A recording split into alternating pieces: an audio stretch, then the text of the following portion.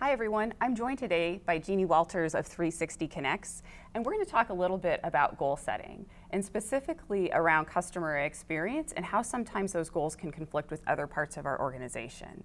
So Jeannie, do you want to start just by talking a little bit, what do you see today as primary customer experience goals?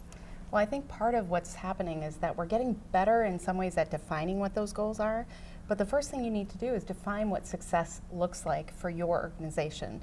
Because customer experience, if it's a new thing that you're really looking at, sometimes the best thing you can do is make a goal to really understand the experience as it is today, and then create the ideal experience and map out how do you get there and what are the goals around closing those gaps between what's happening today versus where you want to go.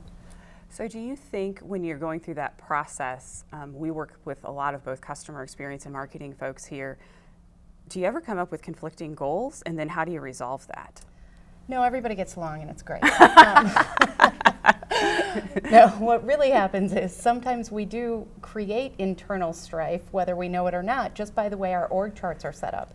And so if we make a goal for marketing, let's say, all about you need to get people to a certain point of conversion, then we may not be considering, okay, what happens if we overpromise during that marketing phase? What happens if they're disappointed with the experience moving forward? So you have to make sure that you are breaking down those silos, that you are having those tough conversations, that you are really looking at the experience end to end, instead of just looking at the phases of your department's outcomes or your personal goals with the organization. You really have to put yourself in the customer's shoes and think about what do they need, not just now, but later? What do they need before? All of those things. And just make sure you're weaving throughout that so that you're working together within your organization on behalf of the customer.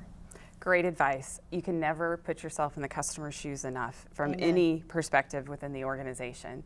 Jeannie, thank you so much for being with me today. I look forward to doing this again with you in the future. Thank you.